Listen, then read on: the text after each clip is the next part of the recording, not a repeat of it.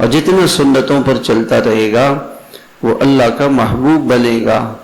قل ان کنتم تحبون اللہ فاتبعونی یحببکم اللہ، اگر تم اللہ تعالیٰ سے محبت کرتے ہو تو میری یعنی جناب رسول اللہ صلی اللہ علیہ وسلم کی اتباع کرو، اور اس اتباع سے تم اللہ کے محبوب بن جاؤ۔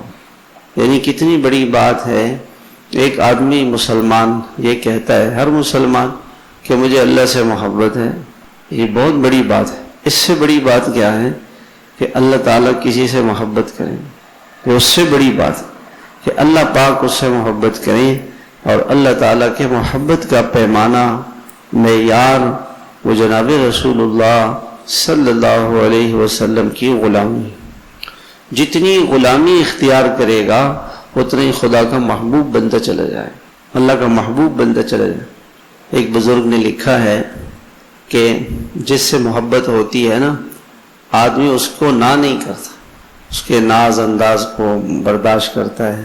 بیوی سے محبت ہوتی ہے شوہر کو، تو شوہر بیوی کی بات پہ نہ نہیں کرتا۔ بیوی کہتے یہ کپڑے لے آؤ، یہ چیز لے آؤ، وہ چیز لے آؤ، وہ جیسے بھی اس کو لا کے دیتا، کہ محبت میں اسے نہ نہیں کیا جاتا۔